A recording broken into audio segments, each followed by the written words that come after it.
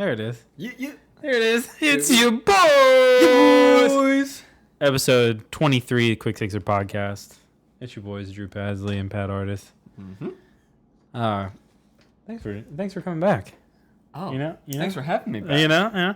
So, on this episode, we're gonna go through a lot of cool things. So, first of all, we're drinking Guinness Blonde. Ooh. We get strange this episode. Yeah. We were like, we drank. We drank Guinness last time, didn't we? We drank it for the St. 21. Patty's. For 21, yeah. St. Patty's Day. All right, so Guinness Blonde. You can probably find it anywhere. It's kind of hard to find when it first came out, but that's what we're drinking right now, and we're going medieval. I don't know if you can see it, but we are going medieval. Ooh, Cheers. Medieval times. Yup. So, this is actually, this thing holds like 2 beers, and like the thing Drew has, which the wife had, it holds like 1. So Drew's gonna be popping a few in the time that I drink this one. Don't worry, I'm gonna drink. Drew's gonna do his thing. So obviously, one of the things we're gonna talk about is medieval nights, or medieval times. I mean, and we're gonna talk about this weird story that we had earlier. Involving a wolf, like a real wolf. It was pretty fucking weird. I might post it on Instagram. But anyway, that and I went to a few concerts since me and Drew last did a show. Radiohead is supposed to put out a new album, so we're gonna talk about that a little bit, along with the festival circuit this year, and how there's so much similarities like between the lineups and whatnot. It just depends on it's really the experience that you're getting depending on which one you go to. Drew also wants to talk about drinking on set. Oh yeah, that's a good topic. Yeah, wrapping up a film. I think anybody can relate to wanting to have a drink at their job. Oh man. And we've got some good stories about that. Yeah. I didn't even think about it as a job. That's weird. Yeah. We'd be working. Yeah. Work. And then skating today. We went and skated today at Sheldon, and Drew going to get a temper with someone because they was being a dick, but whatever. And then we're also going to talk about how in the morning, well, when we were there, we're basically the old guys at the park now, which kind of is weird. But how that feels, not being able to do all the things you want. And we might touch on the new Etnies video that's going to come out eventually. Maybe. I don't know. Maybe. You know, that Sheckler and Jocelyn. Oh, heavy. You love Jocelyn. I mean, dude's solid. So, anyway. Let's start with medieval nights or medieval times. God, I keep fucking up. So, what a racket this place is. Okay. All right. So we went for a friend's birthday. That's the best time to go. It's the only time to go, dude. They announced at the beginning, they announced 50 fucking birthdays that are happening. Like, happy birthday to Squire so and so. You're asking to get knighted, okay? And you walk in, okay? They sort you by color, okay? So they're like, all right, this is for the yellow knight. This is for the red knight. This whole bit. Speaking of, they just made their first female knight. Ooh. Progressive. Very progressive. I dig it. So anyway, little Joan of Arc type of thing going on. I know how I know what you're doing. I dig that. That's cool. That's cool. No, the thing about medieval times is when you go and book something, they do you want this birthday package? Do you want this birthday package? Yeah. No, it's a package deal. It's a weird thing, and people go, they do it 2 or 3 times a day or something, and it's just dinner. You sit there. It's hard. You can't get out, so pee beforehand. Yeah. It's like an hour stadium. long. Yeah, you're in a stadium. So the idea is, you're in there for these knights battling for your honor or whatever. Your side. Once you pick a color, once you're in the color, that knight is your champion. That's the one you're supposed to cheer for. Yeah. And I mean, dude, people get into it. like way, way into it. And there's like a bad guy that comes in, and Oh yeah, there's always a bad guy. there's a bad guy, a bad knight from a distant land. They say Yeah. there's a what else is happening? There's like there's some weird shit happening. There's like a dude that flies a hawk around Yeah. the stadium. That was nuts to me. That hawk. And I was like, what the hell? Like, why you making this hawk do some shit? Anyway, and then he like throws him some food and he gets on the ground or whatever. For people who've never been to a dinner theater performance, it's like Strange. It is very strange because you're like a normal person, I'm assuming, and you go in. Debatable. Some people, Mm-hmm. and you go into these dinner theaters, and everybody is like into it. Like it is, Dude, it's the only thing that exists in that stadium. It's so crazy. Yeah, it's like there's no. I feel like though there's a lot of people that are like, just normal ass everyday Joes or whatever that go and like this is their escape for like one night. Like they're paper pushing.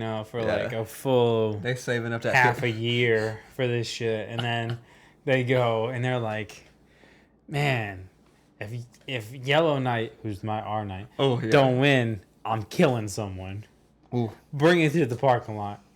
You can buy a sword there Oh, I know. and a Like, suit of armor. like a legit, Yeah. like heavy duty. You can buy a suit of armor. Oh, I It's know. like a lot of money, but you can buy a suit of armor. If you wanted to. I mean, if you're that kind of, if you're doing that thing. I feel like But it's a racket, bro. Like you go and the first thing they do is they sort you into a color, and then they bring you into a room where the only thing that you can do is get knighted, buy alcohol, which fell for that one, and buy like swords and shit.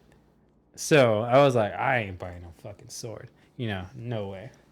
But of course you bought the alcohol. well, the thing is, we're sitting there and the birthday girl was running a few minutes late. So we were like, we got to, get some beverages. Yeah. So the dude is like, they all stay in character, the bartenders, everybody. Yeah. So they're like trying to huck this shit on us, like, oh, you can buy this beer for this many, I'm like, all right, cool, Yeah. whatever. So I bought this big ass mug glass thing, and then Meg got that chalice, and that was with wine. This was what's in it right now, but I think I had Sam Adams. I'm pretty sure they didn't have Sam Adams back then. So They straight up line. They didn't have Mountain Dew either, but that's what I got with my meal. Straight up, I had. True, I got Pepsi. I had. I had a turkey leg. Oh, they give you the whole bit. I had a turkey leg. I had dragon tongue. Wait, what was it? They say It's like dragon fire soup, dragon soup. yeah, it's tomato soup. It's tomato soup. It's all right. It's So tomato let's be real. They give you all these crazy names. Then you get tomato soup, a piece of bread, And Mountain Dew. a Mountain Dew, a piece of chicken. Yeah. They gave us chicken this time. They get chicken. Chicken and like half of a baked potato, but fried. Like Wait, not even a fry, but like it's like a baked potato that fried. So yeah. They be calling it like Merlin log. Oh yeah, it's some weird shit. It's like- I they was try- like, all right. Well, they're trying to make you feel like you're in the big-ass medieval French time. fry, so it's a baked potato that you didn't bother baking. You fried that shit. This is a potato. That's tomato soup. Don't try to lie. Just tell me the truth. Like, bro, I know you went to Ralph's. You can't call Mountain Dew like goblin slime. Like what? I know you Like, was at the grocery store earlier, and that's why this shit didn't go on until 1. So why are come you on. bringing a 2-liter Mountain Dew out? Like why can't For you just real. like Come put it on. in a chalice in a Just put this a thing goblet. in a wooden tap, like straight up. I want the real deal grog. Like, give me some like unfiltered motor oil, and I'll drink that. That's more authentic. They got everybody doing their job except for the one dude that's like serving everybody. He's like, "Sup, dude? What you want?" Seriously, I'm like, bro, come on, man. Like everybody else into it. You the only one that's getting paid minimum wage. Why you feeling? He was that? bummed out. He was so that guy bummed was out. super bummed. No, the dude. I don't know. Most of the people that our chick was really into it. Yeah. We didn't know at the end you're supposed to tip. So I was like, what? I thought I paid $50 for this. Yeah, Why? I don't know what the deal. So You didn't. I had to throw some money, but I was just like, what? Why did I do that? I didn't. I think this is part Of the whole. I don't know. Yeah, that's weird. It's funny. Speaking about the birthday package and all that stuff, when I went for somebody's birthday, and we're adults, so I didn't think that they gave a shit about whether or not they said happy birthday to that person. Oh, they do. And I made the mistake because I was the one that bought the package for three people. Terrible idea. And it was like, do you want the regular like tickets or whatever? Or do you want the birthday package, which is like 75 compared to the 50 or something? I don't know. It was like something ridiculous. Whatever. And I was like, I'll just take the regular package because we're adults and she doesn't need to have her name called out. Was she bummed? So bummed. It was like I felt so shitty, and I was like, I just did all this for you. And you gonna make me feel like shit? No. Oh man, that would have been way worse. I felt so shitty, and I was like, because they started calling out the names, and I saw her face light up, and she was like, oh, man.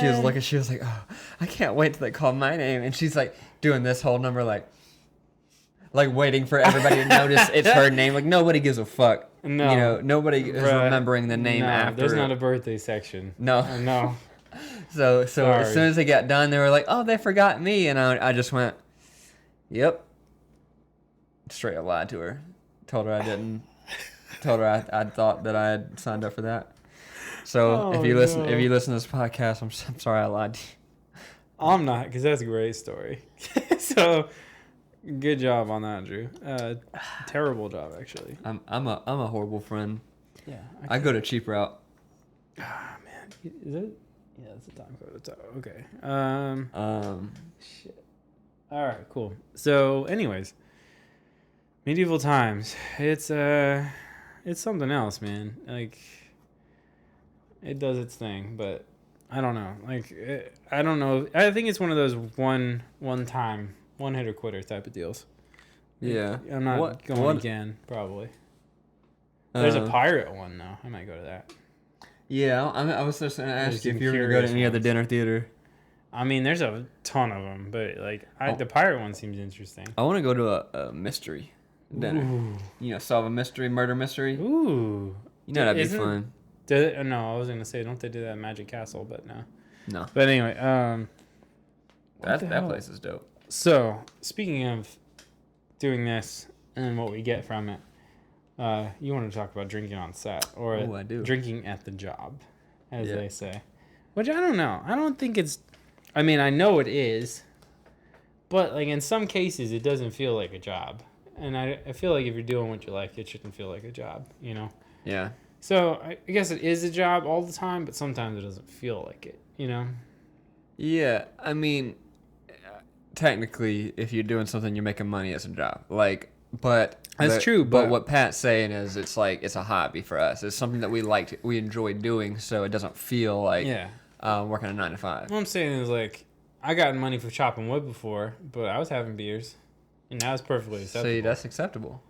That's or acceptable. You mowing the wood. lawn, you having beers, or just going throughout life having beers. So walking down the street, waking up in the morning, making breakfast, having beers.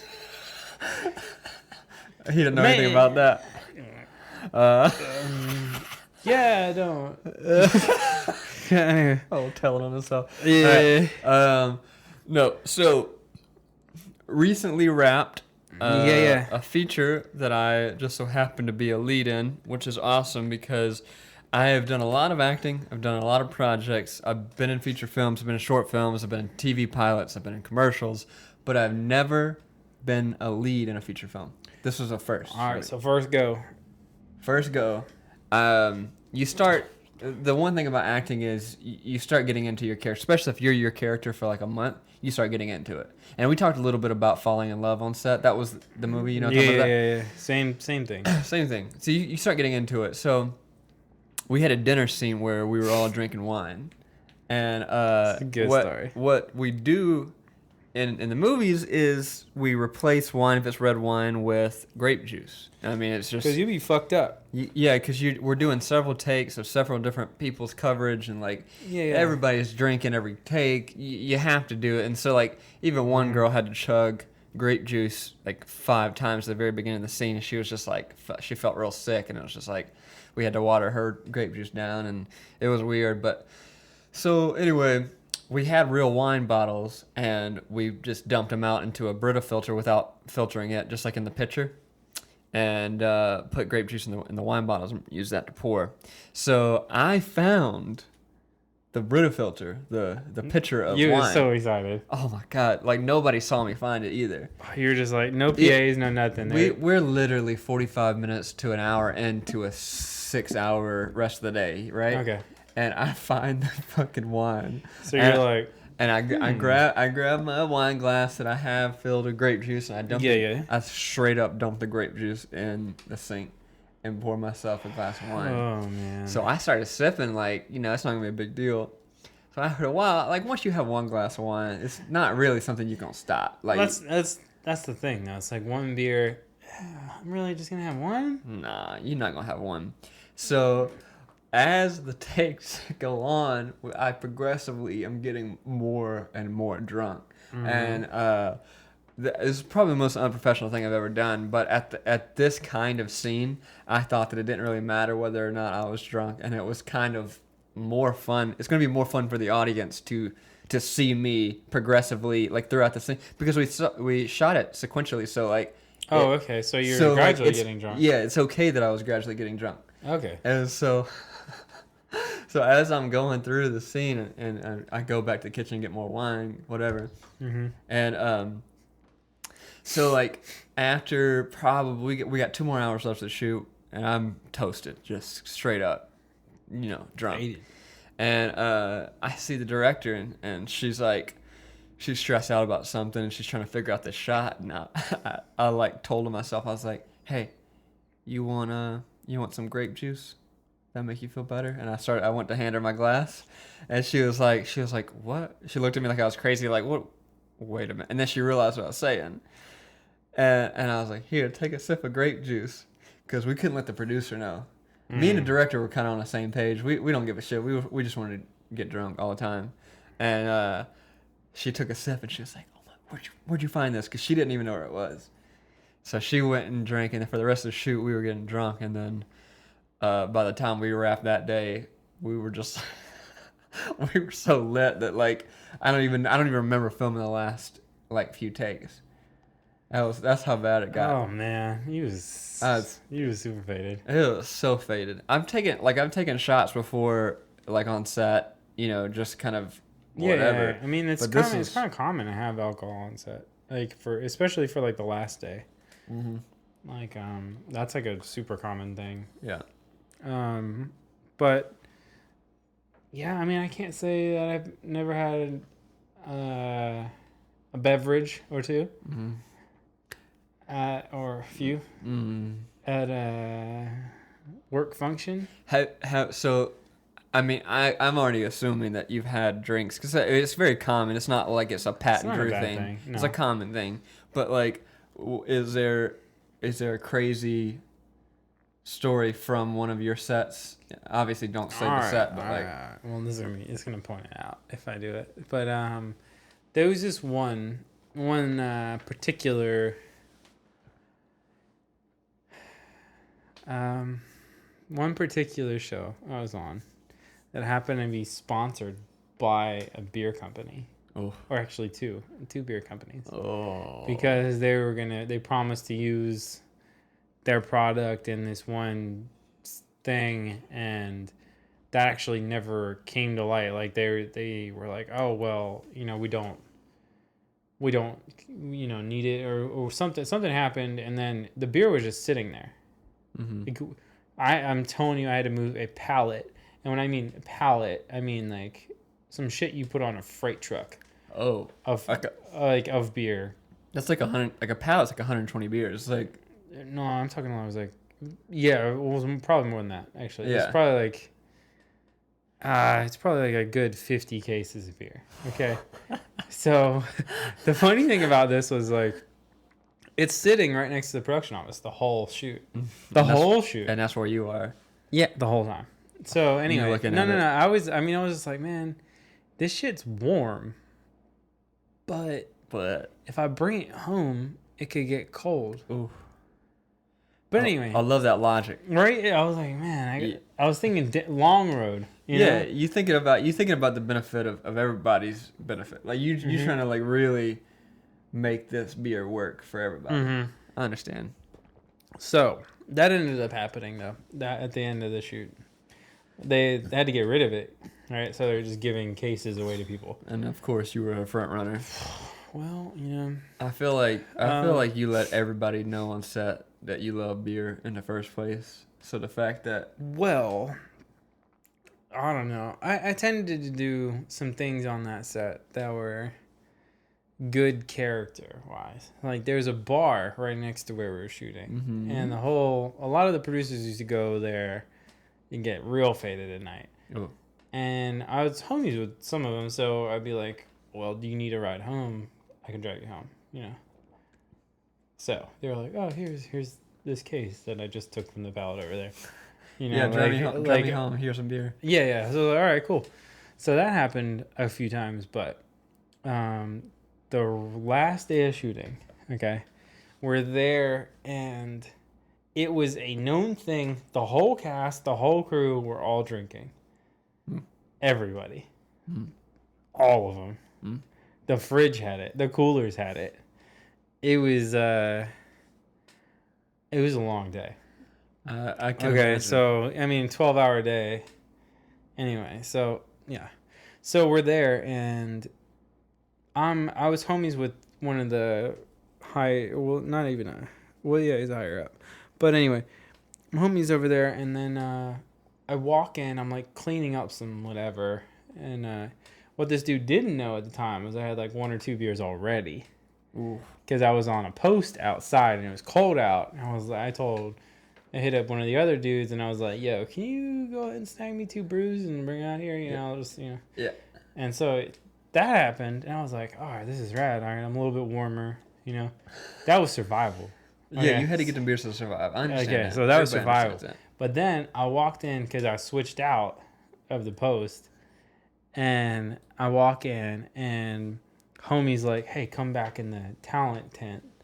I'm like, "All right, cool." This was like a higher up homie. I was like, "All right, you're not gonna say no to that." So I walk back, and him and one of the writers had a trash can full of beer. Done.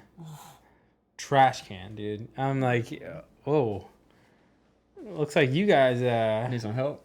Yeah, well, the first thing he does is cracks one and hands it to me. He's like, "Hey man, why don't you come have a beer with us?"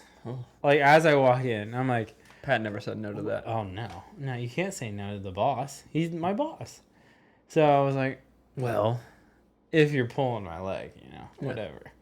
So I go in and he's like, "Yeah, but you have to slam it." Oh, like, fuck, man, really? And he's like, No, Pat was not like, "Fuck, man, really." He was like, "Okay." Exactly. But I was like, "All right, cool." Boom, done. And he's like, and then like the writer dude is like, "Damn, this guy's in here and kills it." And I was like, "All right, cool, thanks guys." Tossed it and dipped out. Got back to work. Yeah. I was like, "Thanks guys." Very, very. I don't know. Pat, that is proactive drug. That's never been a challenge for Pat. He just they said it to him like there's a catch to having this beer, and Pat was like, "That's a plus. That's not a catch." Yeah, I was like, "Damn, I don't have to hang out with you guys. Cool. Let's just kill this thing and leave." Soup. So that was awesome, and yeah, it was really weird too because I just dipped out and then that was it for that. Ooh. But I don't think that show came back, so. They probably had people that couldn't handle their beer on set like you. Oh, that's proper. I'm pretty much the most functional drunk there's ever been. I would agree. Yeah. So, anyways, you're successfully doing a podcast. Successfully. While drunk. Well, drinking. Anyway, all right. So, you wrapped up this film. Let's transition straight into that. So that was what this was, right? Yep. So that's rad. Yeah. But what happens when you wrap up a film? I think a lot of people that listen to us probably don't know. Yeah, so we kind of talked a little bit about how this is a job, but it's not really a job because we're doing what we love to do. But you're getting paid and you're meeting all these people. It's more like a gig. It's like you do these jobs for a month or so, and then that's it. So basically, you're spending 12 hours a day with a group of people, same people, over and over again. It's like a family. It's like a family. It's like you spend all this time with them, and like things get emotional, things get stressful, things get, whatever. But at the end of the day, all those days, you're happy that you're making a movie with these people. Yeah. I have a friend that has like a weird mantra about that. I didn't think about it earlier when we were talking about making topics, but yeah, she wears this shirt that on the front of it, that she wears it every first day of each shoot. It just says happy across it. And I was like, a lot of people were like complimenting her on it and whatever, this and that. But I'm like, it's pretty rad because like a lot of people would love to be in those shoes. Like of course you're happy you're making, you're making a project. You're doing a fun job. You're not doing some fucking hard labor. You're not on a farm. You're not making sheet metal. You're making something that a bunch of people can enjoy. But at the end of the day, it's a long day. It's a long day, and there's a lot of different hats being worn by different people. There's things that people are doing. Like there is some labor for some people, but for the most part, it's this like you really have to. It's like a lot of creative stress, right? So true. People. That's why it's so hard to describe acting to a person who doesn't know what acting is, because they think, oh, you just get in front of a camera and you say something, but there's so much more than that. But I'm not here to harp about that. Like, it's not a big deal what you think about acting. But as far as like being on a set goes, you're start this family, and then one day you get the last shot and it's over. The voice. It's over. Yeah. And then so you have your wrap party. You talk about all the things that happened during the set. Mm-hmm.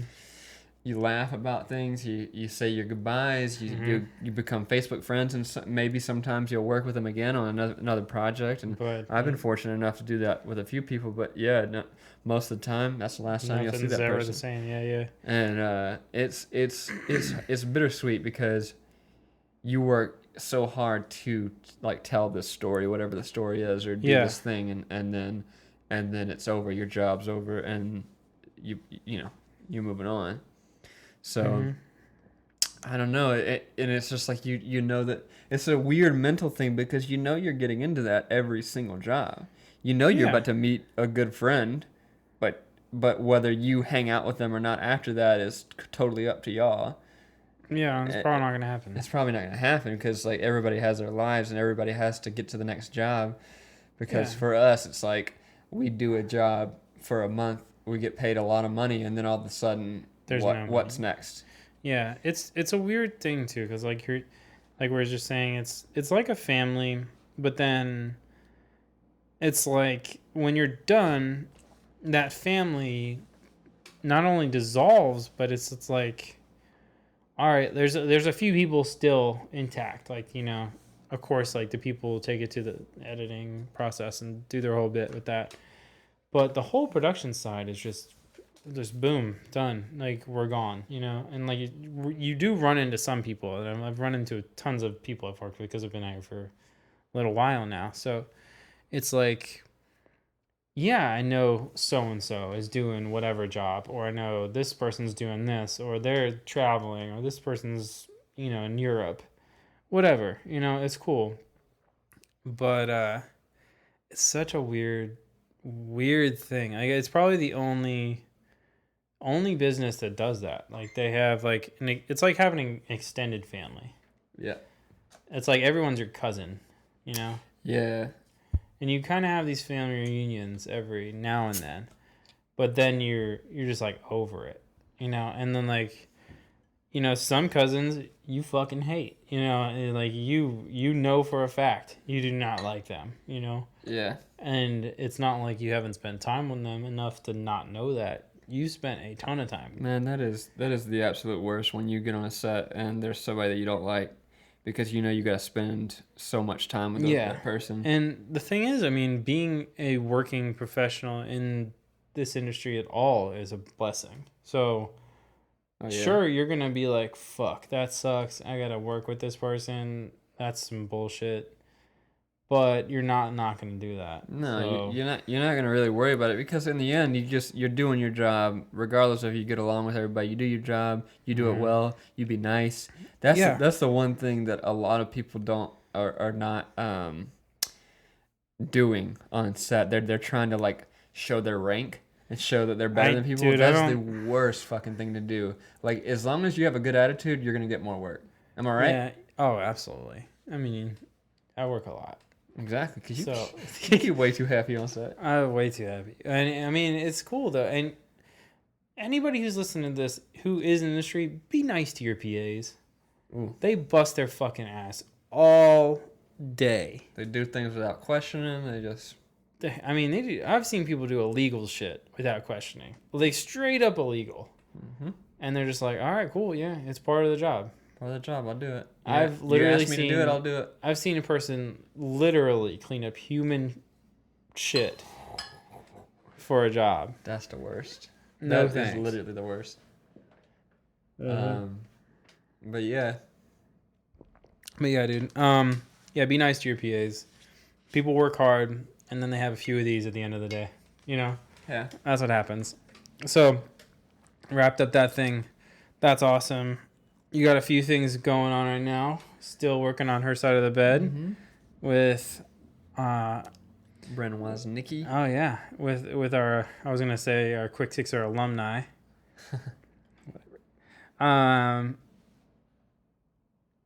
so, shit, I'm trying to do this time code real quick. 3210.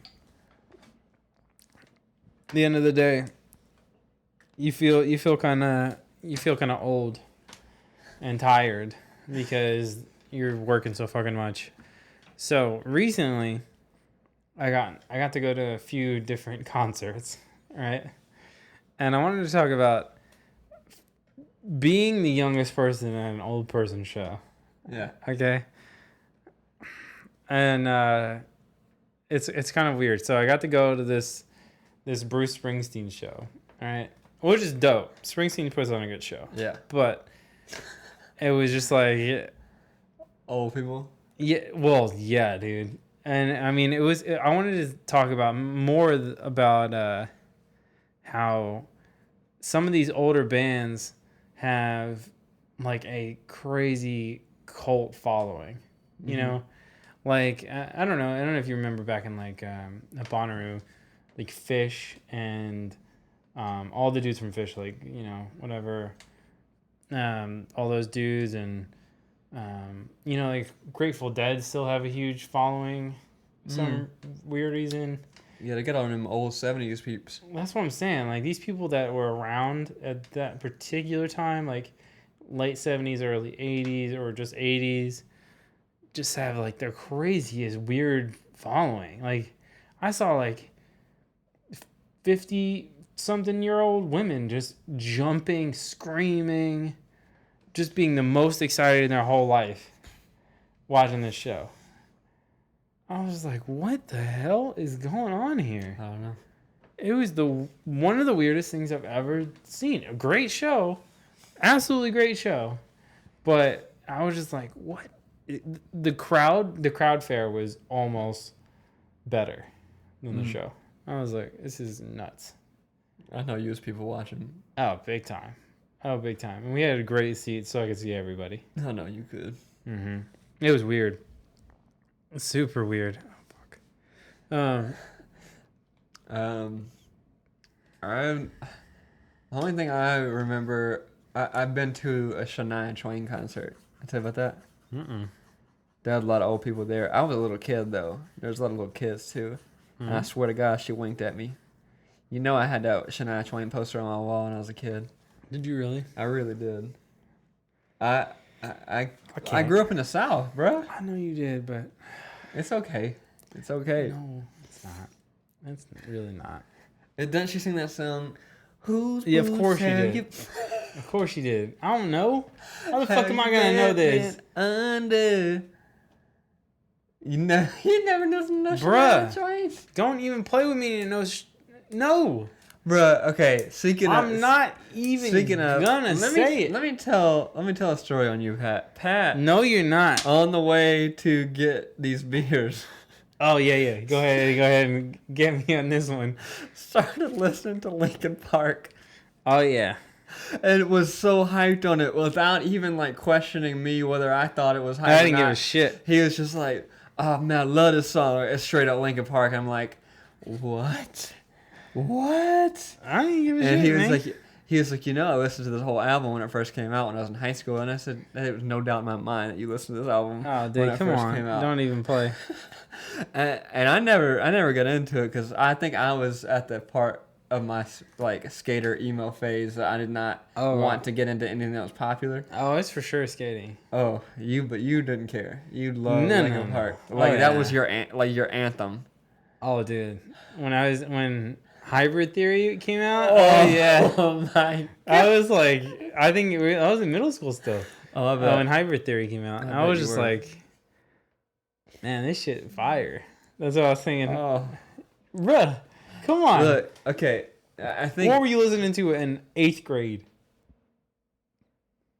Ooh. Were you listening to music in 8th grade? Yeah. What were you listening to? I think I was in a rap phase. Really? I think 8th grade is my rap phase. I listened to like, because I know I listened to Master P when I was in 5th grade. Fourth grade. I don't think you had a choice. That's true. Mom didn't know what the parental advisory. No Limit was destroying when we were in that age. I know, but Mom didn't know that the parental advisor what it meant, so I got it and I started listening to that thing. The first time she heard it, I bet Jane snapped the CD. She did. you knew. I bet Jane snapped it. She straight up. She said, I was like listening to it and she heard it, and she was like, Andrew. Oh god. She put the full name. She probably hit the Kenneth. Oh, she hit the Kenneth. Oh no. Andrew Kenneth. Oh man. I was like, she got him. I was like, Mom, you bought it for me. She's like, Mom, it was your bad, not mine. I didn't know. Oh, you pulled I didn't know? Of course I did. Oh, come on, dude. Bruh, the other CD I had besides Master P was Casey and JoJo and Blackstreet Boys. Blackstreet Boys? Yeah. Blackstreet or Backstreet Boys? Blackstreet Boys. Bruh, I did not listen to Well, I did in like Then it was grade. Blackstreet. It wasn't Blackstreet Boys. You're thinking of both of them combined. Like some super group. Wait, there wasn't a Boys within the Blackstreet? That's it? It's just Blackstreet? There was Blackstreet, and then there was Backstreet Boys. I know there's Backstreet Boys. Oh, wow. I just straight up... You think of some super group from the 90s. Come on. Blackstreet. The Blackstreet was dope, though. Them and... Give me a break, man. How we get on this tangent? What? We're talking about old music. This is our topic. Okay. Oh, okay. So we're still on that. We're still on the topic. Okay. First off, R&B in the 90s, top notch. Oh, Second off, dude, TLC, I'm just saying. TLC killed it. Killed it. I gotta erase this time code. Thought we were over. Remember when I thought Blackstreet was Blackstreet Boys? Yeah. And I it's like on the verge of racist. No. On the verge. No. Because they were both boy bands. I just. All right. I'm sorry. Like I messed up. That's like saying in Blackstreet Boys, like NSYNC Blackstreet. No. Like some crazy super group. No. Okay. Well, anyway, what I used to listen to what my mom listened to. Good segue. When she always had it on that chill channel, you know that chill like. Yeah. Just watch. Just listen. I'm about to segue the shit out of this into this next topic. All right. So. I used to listen to what she listened to because, you like how I call myself out? Yeah. Good segue, Drew. Good. High five, self. Fucking fuckboy. Just do it. Bro, we got railed on fucking Periscope just a minute ago. Did you see that? Mm-hmm. They were not feeling us. No, they were not feeling it. Whatever, though. I don't care. I think I'm suburb, my dude. So I used to listen to whatever, like that soft rock. station. Oh, yeah. Mom always play. I mean, you gotta hit the 60s, 70s station for sure. You know, Alanis Morissette be on there and shit like that. Every now and then, though. Every now and then. There's lots of like Cher. Allman Brothers. There's some like the occasional Zeppelin, Beatles. There's that station. I know what you're talking about. Actually, we probably got some of the same stations. They even had like Smash Mouth on there. Oh, your boy loves some Smash Mouth back in the day. Love that shit. Wait, isn't it the song? Don't they do the L on her forehead? Yeah, that song. That's them for sure. Anyway, we talked about this earlier though. What our parents were listening to and like kind of what we. It's like a weird thing. Like you kind of grow up listening to whatever they listen to. Because you don't have really a choice until you're like, you get in. And I think school's a big deal about it. Like you go into school and like someone's like, "Yo, you listen to that new this and that," and I'm like, "Never heard of it. Never heard of it. What the fuck are you talking about?" Yeah, dude. Is that a video Wasn't game? there always that kid who always heard the new shit like? Oh yeah. And like how though? There was no internet back then. Like what the fuck? How did I they don't know? I don't know. It was just different squads, dude. Like these dudes were hanging out with different people that we didn't know about. Like this one dude I remember in 4th grade came in. He's like had all his clothes on backwards. Oh, crisscross. Oh yeah, big time. He was like, I was like, what the fuck are you doing, man? Like, how are you gonna take a piss? He's like this, motherfucker. What?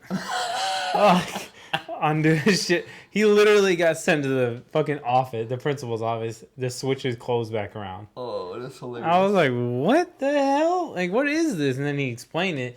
I didn't like the dude, so I was like, you a fuckboy. So anyway, but he was way in. Oh yeah. Like this? Oh yeah. I'm gonna go ahead and leave it for the rest of this dude. I'm talking. I don't even know how you do that. Like, you gotta have 2 people to do the full backwards clothes. I think that was weird. But the crisscross kids were strange to begin with. Oh yeah. They kind of got into the whole music industry in a weird way. I can't remember their story like per se, like for exactly verbatim, but no idea. It was some weird shit. Oh yeah. Everything was weird about it, and I was just like, how the hell did these 12-year-olds do this in the first place? It's like Ray Shrimmer. Oh yeah. Like, where did they come from? Boom, nowhere. Actually, I do know that. You do know where? That's from weird. Tupelo, Mississippi. Oh yeah, no, I remember. But you know what was weird? Same place as Elvis. It is. That's true. Elvis was born there. Not Memphis. That is also true. Elvis is not. Tupelo claims that shit hard too when you go there. If you're like, this is the home Elvis, fuck Memphis. It's like, whoa, guys, calm down. Well, I could go on for an hour about that story. Because you know your boy worked on a lot of Elvis documentaries in Memphis. We'll go to the next episode. But no, they're from Tupelo. Write but that down. They, Mike Will found them because his cousin heard them and was like, hey, you got to come over. Literally never heard them before. They'd never been on the radio. And they straight up started rapping for them and to his face in front of Mike Will. And you know, Mike Will at the time was like 23. He's like 26. He's like 26. He's not an old guy. No, he's like 26. And he was just like, okay, I'm going to sign them. And then he made them superstars. Straight up. All right, I'm going to put this really good beat on whatever their bullshit song is. Mike Will, right. Always. Anyway, but who would be the number one, like, if you were to say what your mom was listening to right now, what do you think? Oh, well, probably nothing. Probably just whatever oldie station there is in Florida. That's where they're at now. But the things that I was talking about this with Meg not too long ago, and the things that got pushed on me that I don't think I necessarily would have listened to were Billy Joel, Bruce Springsteen, and believe it or not, probably Beach Boys. Yeah, random trio. Yeah. So those are the 3 things I think that I wouldn't be like, oh yeah, I'm gonna listen to Beach Boys today, whatever, you know. Yeah, it was just kind of. It's just like something that is ingrained now. Like it's a weird thing. I don't know. Yeah. What about you? My mom was obsessed with Elvis. Like, obsessed. Has seen him in concert. Like, Really? yeah, he's obsessed with Elvis. Damn, Jane. So that was a big influence on me when I was a kid. Elvis was a big influence on me because I was kind of like brought into rock and roll through him, and I was just like, okay, this is cool. And I used to try to do my hair like a cowlick. It's hard. It's hard if you don't have a cowlick. It's not happening. No. But my mom would brush it and hairspray it up for me, so I had the cowlick. I swear, there's pictures of me looking like Elvis as a little kid. Of course it was. I straight up, I loved Elvis. But if I was to say what my mom was listening to right now, she probably Elvis though. I feel like it's either she probably listening to like. I just kind of think my mom listens to Christmas music all year round. That's kind of how I just assume. She just straight up listens to a Christmas album right now. Dude. She's like, oh, man, Silent Night feel real good right now. You know, she get the intercom system, just be blasting music throughout the whole house. Everybody had to listen to what she listened to. Like, what the hell, Jane? Jingle bells. Like, oh, damn. She got the Marilyn Monroe. Oh, yeah. Oh, man.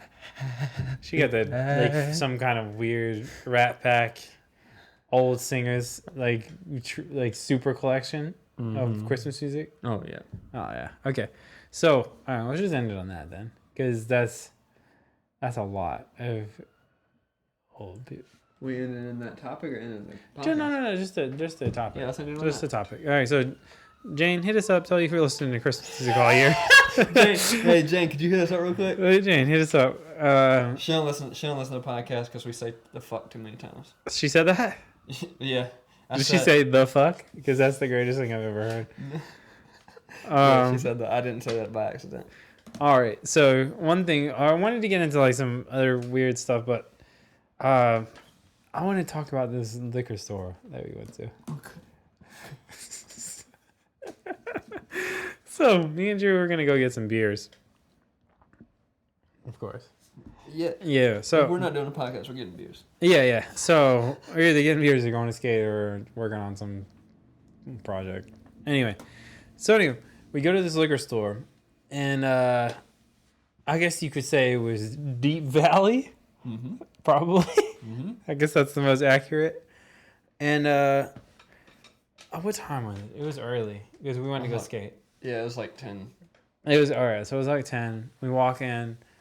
And there was dudes in there having breakfast, which was like automatically kind of weird. I was like, all right, it says liquor outside, but there's a little Mexican restaurant. There's for sure burritos happening. Burritos, tacos. There's like breakfasty Mexican food happening. But that wasn't the first thing we noticed. No, definitely not the first thing. Definitely probably gonna Instagram this for the Quick Sixer fan base. But there was a fucking stuffed wolf right when you walk in. Yeah. Full stuffed wolf. Not a head, not a paw. I don't know if you stuffed a paw. But full wolf, dude. In right at the front door. In death stance. Like, you're going to die. Yeah. But even weirder, next to it. Staring at it. Was a fucking cheetah. Cheetah. Just straight up looking real... grizzly. Yeah. Scary as fuck. I was like, what is this place? So that should have been the first warning sign. That was the sign. Yeah. That should have been the first and second warning sign. Yeah. But we kept walking further. I was interested at that point. I really was. We got stuffed animals. We got weird stuffed animals. On the back wall, though, can you tell them what we saw on the back wall, please? All right. Well, on the back wall on the floor was a child playing in the liquor bottles. Not a stuffed child, an actual child. Real child, not stuffed, human. But above said human child was a stuffed baboon.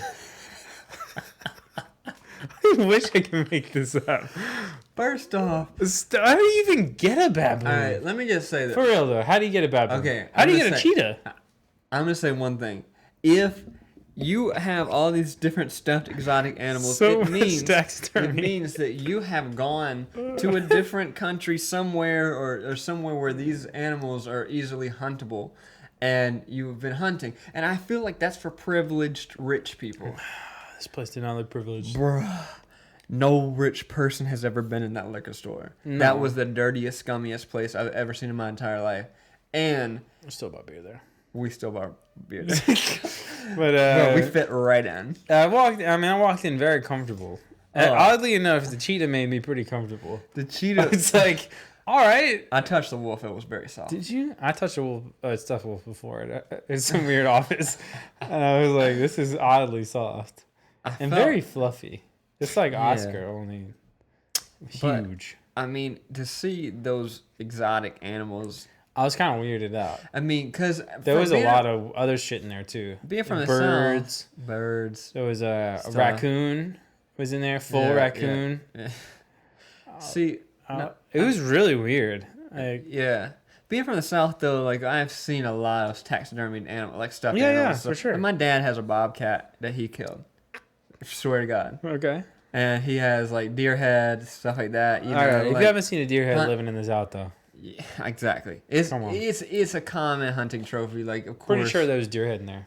Maybe even full deer, the way they were rolling. I don't know. Just actually living deer, just roaming around. Tame. Just domesticated. 20-point buck.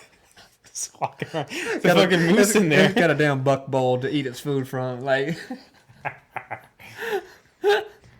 straight up.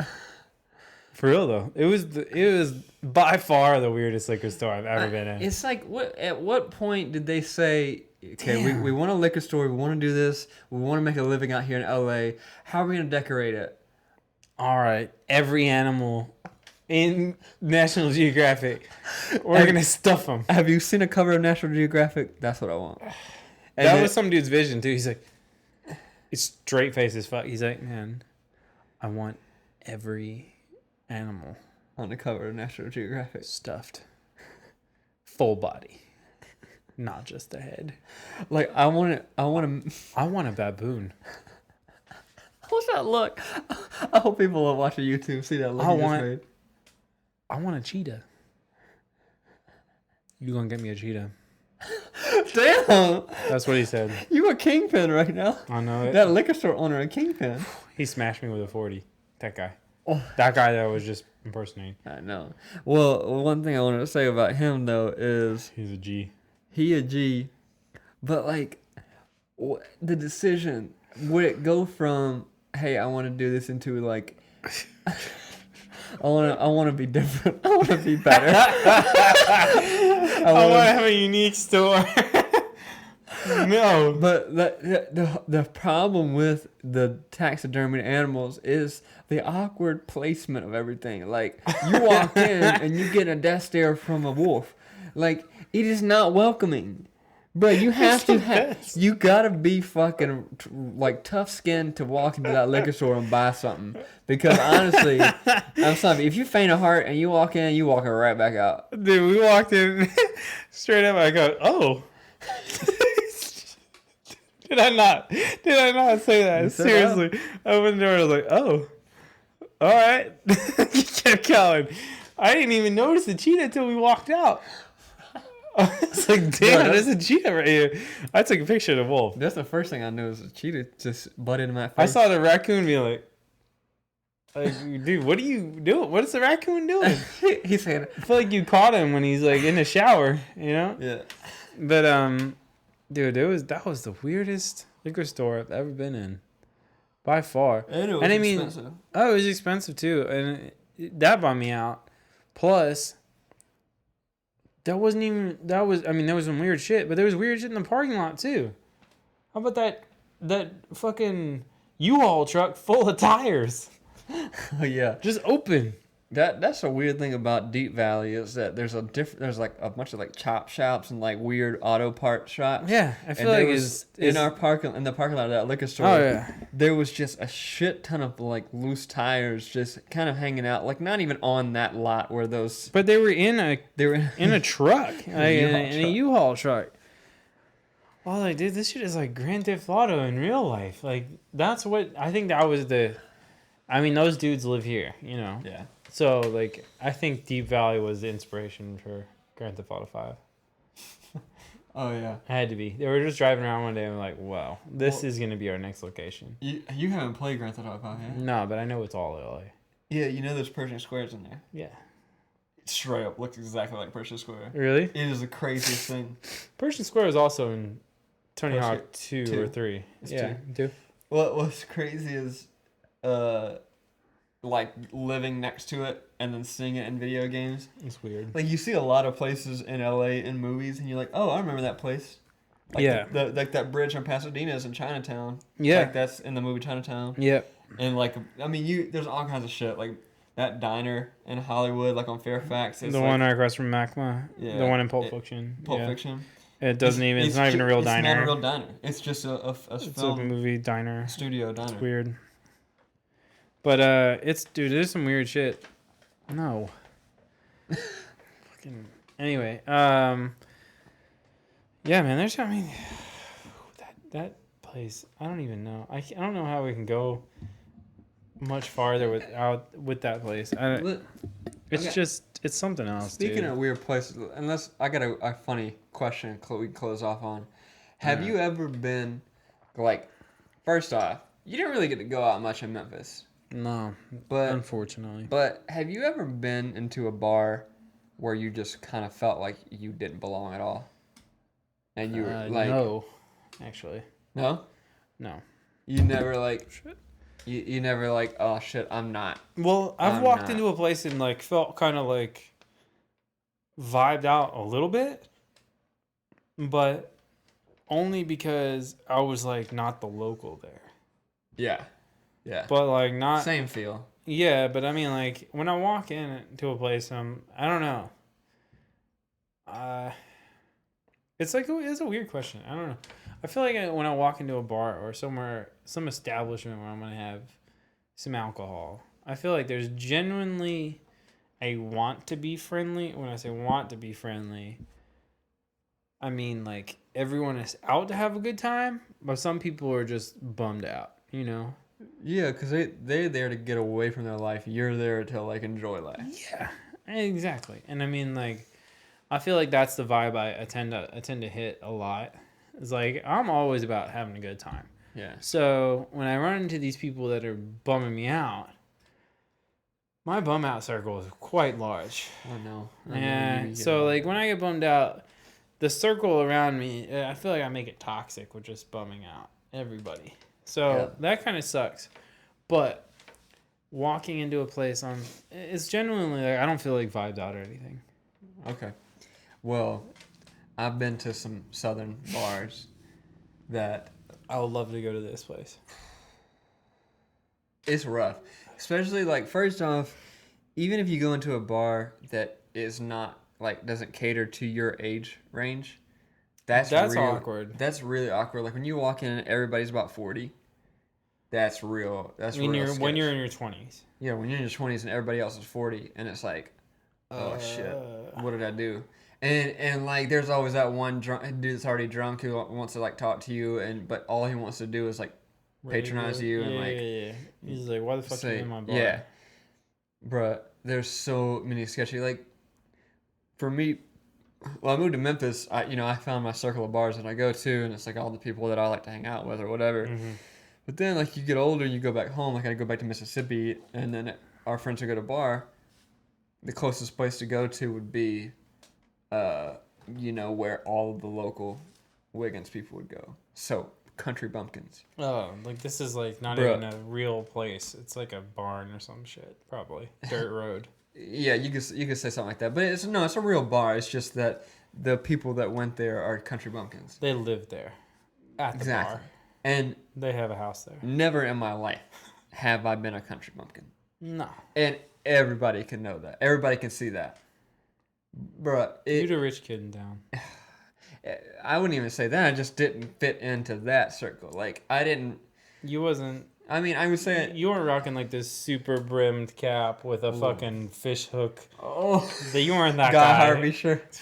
No, I'm talking about more country... I'm talking about more Country Bumpkin than that. I'm talking about dirty overalls. So no electric type of human. Okay. Well, he was close to the goal. Milwaukee's Beast. They got Milwaukee's Beast on tap. Beast? You never had the Beast? Milwaukee's Beast? You never had the Beast, bro? It's best. Bro, see, that's exactly why you've never had it. I've had it. They call it the Beast in the South. Not. Yes. Oh my my dad's God. friend exclusively drinks that. I've had it my whole life. That's the old person beer. No, it's the cheapest. It's cheaper than Budweiser at the store. I know. It's cheaper than Bud Light. It's like legit. I saw that shit cheaper than Passable Blue Ribbon one night. I know.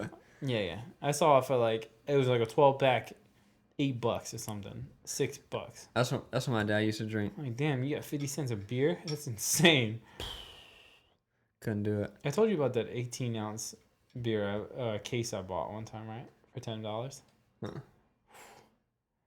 Oh. 18 ounces, not 24, not 40, not 32. No, they were 32s. What am I tripping? I'm tripping. What are you tripping? It was a cardboard box. I found it at a wholesale place in Jackson. Oh yeah. It was a case of 32-ounce beers, Budweiser beers, for like $11, $11. Of course, it's speaking of drinking at work. You gotta get that. Dude, I was at the job. I was like we were at a shoot, but I wasn't like the stuff that was happening didn't pertain to me at that time. I was like, well, I'm kind of just here for like quality assurance at this point. So I think I'm going to step into this store before it closes. So, because this place was in the fucking hood, dude. Like there was burned out buildings and shit. It was in the hood. So I walk in and I'm like, oh man, this place is weird. Super weird. Yeah. You know, like the meat is definitely not okay to buy. Like these coolers are not cold. No. So I'm like, what is good to eat here? No. Beer. And then so I find this case and I'm like, is this real? Is it real? Can I use a card here? Anyway, so I take the case. It's in a cardboard box. Yeah. Bring it up to the register. Like, all right. Didn't card me nothing. Pretty sure the chick had a face tat. And I walked out. And I'm like, damn, that was the cheapest 24-pack I ever bought in my life. Ooh. But it was 32s. And it was like a weird number, like a 16-pack or something. It was like really weird. It was like a 15-pack, I think, of 32s. Something super weird. I was like, I'm never going to see this again. I think I have a picture of it. I was like, I'm never going to see this again. So you had to get it. When? But yeah, so drinking at these weird establishments. We'll say that one more time for the people. Establishments. Oh. Back home, which you're going to take me to one day. Oh. We're going to get faded. Okay. When we get this Quick Sixer series going. And we get to travel all over the world, drinking to weird places. Pat got dreams about Quick Sixer. I do. Hit me up if you have dreams about us having Quick Sixer. No, my God. Bro, nobody's ever dreamed about us. I like to think they have, maybe. Tell you something with that. You know, some of the... Oh, they have! Oh! So, all right, so as you guys always know, live on Periscope all the time. Right now we're on Drew's Periscope, and someone just hit us with a whole bunch of hearts and whatnot. Oh, you motherfucker! It's Matt. Oh. God damn it! I dig it though. All right. So, anyways, we need 700 more hearts, Matt, if you could, because I mean, it feels good. We got shit on Periscope. Yeah, just go ahead, just hold it down. Just hold it down for life. Where's our boy Matt? Appreciate it. Hit him up on everything. I'm gonna blow you up right now, Matt. Oh, keep going, or else he's a nice ice man. A nice ice man on everything. Hit him up on the PSN. Hit him up on everything. But me and that dude. Me and Matt play Call of Duty Black Ops 3 pretty much every night. So find us on that. Oh, he's driving. Oh, well, you're fucked, man, dude. Anyway. Well, don't drink and drive. Well, yeah, don't do that. Anyway, yeah, that's a terrible thing to do. It happens to the best of us. I know. Let's close it out, bro. I wanted to say one thing before we close out. Oh, God. No. It's quick. He confessing. No. I'm definitely not. He got something to tell everybody. So, we were going to talk about this Etnies video. Obviously, we're not going to. We're super pumped for it, though. If it comes out anytime soon, it'll be cool. Go check out New Transworld video. It's on iTunes now, I saw, which is dope. We were skating today, and we felt old. We kind of, we jumped over that, which is weird. But when Drew got in almost a fight with some rando. I did almost get in a fight. And it was super weird. What is that? Hey. Yeah, so you almost got in this fight with this rando. And it was the most awkward for me, I think. Out of anything that could have happened at 10:30 in the morning, you almost getting in a... Oh, I fucking love Russia. Anyway, and anything that could happen at 10:30 in the morning, you almost getting in a fight with some rando bro over this dude trying to no slide on a ledge. I was like... For some reason... Come on, man. People always trying to fuck with me at Sheldon. I don't know why. But I don't know what the deal is. The first... All right, first of all, the flow path of Sheldon is weird, okay? Yeah. You kind of can't see who's coming from the other side most of the time. Okay, yeah, all right. I'm going to agree with you, but I will say this. You weren't coming the other way. No, he definitely saw me. Oh, yeah. This dude just assumed you'd be out of the way. I had bailed on a trick, and my board had landed in the path that he was going, but he hasn't even gone yet. Yeah. So I walk over to go get my board, and I turn around, and this dude is coming straight for me. And I turn around, and I'm not going to move because fuck him. He saw me the whole time. Yeah. And you're not going to jump out of the way. You're not that guy. So he doesn't... You're a grown-ass man. No, I'm not going to fucking jump out of his way. No. He's trying to no slide. He's not... Come on, man. He's not kickflipping El Toro. It's not happening. No. So he does not swerve out of my way. And I had to kind of dip to the side. And so I made sure that he knew what he did was shitty. And I straight up started called him out. I verbally started calling him out. And I was like, hey man, I would have moved if you told me to move. I would have moved. What's going on? Da-da-da. And he just looked at me and started smiling like a dumbass. And I'm like, yeah. Honestly, you didn't say anything. He's just being a dick. Yeah, so you didn't say anything. You didn't do anything. You just kept going. Why didn't you, So I'm like, I'm not going to let somebody punk me like that. So I kept, going on. And he kept smiling. So I was like, fucking, I left. And then me and Pat started talking shit about him right behind his back. Not even behind. I was right in front of him. We were standing right next to him talking shit about him. He totally heard. Oh, for yeah. Sure. I don't care. It's at the point, he was being a dick. I might... And his dude had way too big beer gut to be skating. And too much of a ponytail. I feel like I probably would have got my ass kicked if me and him fought one-on-one, but I think me and Pat could have taken him. For sure. For sure. I was just thinking the whole time, I was like, man, I'm going to have to fight this guy for Drew. Bro, you know how to fight somebody for you. Yeah, but you'd get whooped. Not if we were teaming. Yeah, but you probably get whooped, though. I'm not a lot stronger than you think I am. Yeah, but you never been in a fight. That's also true. I've never been in a fight. So I might get whooped. Yeah, you would get caught off guard. Getting hit in the face first time. You'd be like, oh, this is real.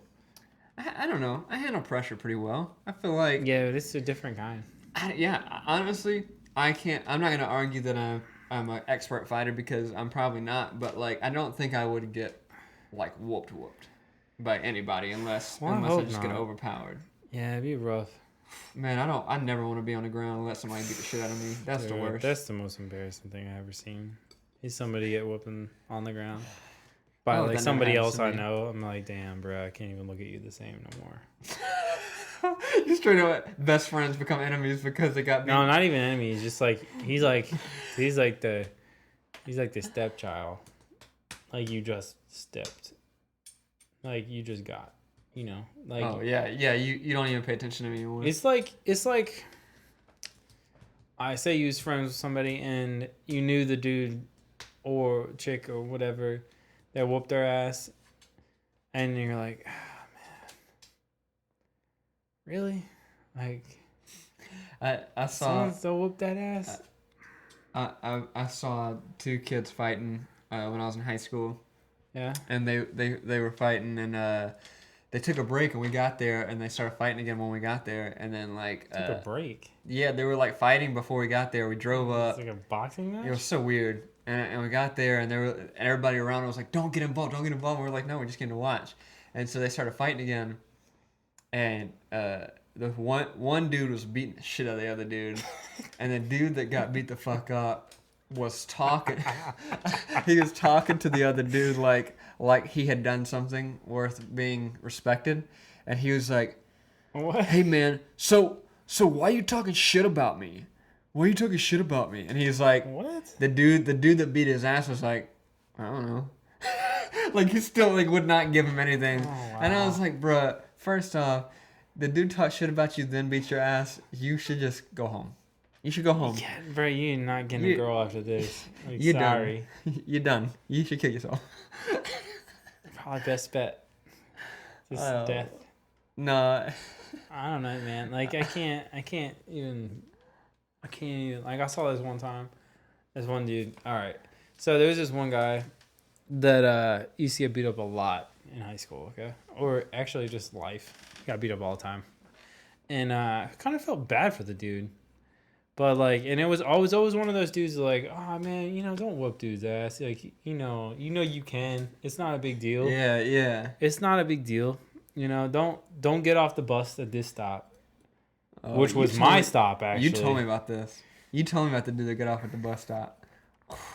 Dude, all right. That's the worst. So this particular guy that used to get beat up all the time lived down the street from me, and people would get off at our bus stop all the time and just whoop his ass. That's a bad MO. When you the guy that gets beat up all the time, that's a bad. I mean, the dude's life kind of sucks. Like I've heard after that, like dude got into some shit and then did some time, maybe did some other whatever. Like it's just like I feel like the life kind of pushed that on him. Like I don't think it was his fault completely. Nah. Like I feel like like if one of these 50 dudes that didn't beat his ass during middle school and high school didn't beat his ass, then maybe none of this bad shit would have happened to him. But anyway, that happened. So that happens, So this dude, man, this one time, he'd said something to this one chick on the bus, right? And I swear to God, this other dude on the bus who was like friends with a girl got so fucking pissed. Like he got off the bus. His bus stop was 3 stops before. Mm-hmm. So we all knew what was about to happen because I was like, oh, homie didn't get off. Mm-hmm. He about to kill this kid. Mm. And I'm talking, when I saw this dude's face, his face was just lit up, like ready. He didn't take his eyes off this guy. Oh. The second he got off the bus, dude ripped his shirt off. Dude, and this was one of those dudes in high school that like worked out all of middle school. So dude was ripped. Okay. That's the worst. So like, and like gets off the bus, and the dude that gets his ass whooped all the time, he's off the bus already. Oh yeah. He sat in the first seat. Okay. He was that kind of kid. He was that kid. Well, he actually was assigned the first seat because the bus driver kept yelling at him. No. Bro. He was the only person on the bus assigned a seat. Anyway, I swear to you. Anyway, he gets off the bus and he starts to walk for his house. Yeah. The other kid runs off the bus, ripped his shirt off, and we're just just on this dude. I'm like, fuck. Just laying him out. And like the bus driver got off the bus and was like, what the hell? What are you doing? I gotta tell the people now. Like, why are you doing this? And he's like, dude doesn't disrespect the homie or the girl or whatever on the bus. And I was like, that's rough. Like, you just got laid out because of that shit. Yeah, you should never disrespect. Some lady, I know. That's but right. Anyway, moral of the story is. Moral of the story is. I tried to stick up for that dude one time, and then he talked shit to me one time. And then I had to whoop his ass. You had to whoop his ass. You among those people who whooped his ass. I'm one of the 50. Sorry, guys. Sorry. He's sorry. He's change person. I mean, he wasn't. It's the thing is, I wasn't a bad guy after him either. It just was. Pat promotes peace. I kind of do. And Let's wrap do this. We're wrapping it up. We're wrapping it up. You're trying to wrap it up for days. Anyway, bro, we way past the limit. We putting this on. Anyway, that has been episode 23. Your boys of the Quick Sixer podcast. It's the first one that we've done in like 2 weeks. We're pretty pumped because Drew's been doing his thing. We're psyched about that. Go check out whatever Drew comes out with when it comes out. Go check out Bryn's thing when it comes out. It should be later this year, probably. Mm-hmm. You can find us on Twitter, Instagram, all that shit at... We can find you at... DREWPASLAY. And your boy at PAT_ARTUS. And you can find us on Instagram and on Periscope, on Google Plus. Ooh. Have we announced? Oh, I think we haven't yet. So, if you're coming in late to this, thanks for sticking in. But to all your friends, we are available on the Google Play Store. So, I mean, theoretically, all of Android devices can use us now. Yeah. So, we on Android, we on iPhones, we on iPads, we on... Bro, I listen to us on the Apple TV.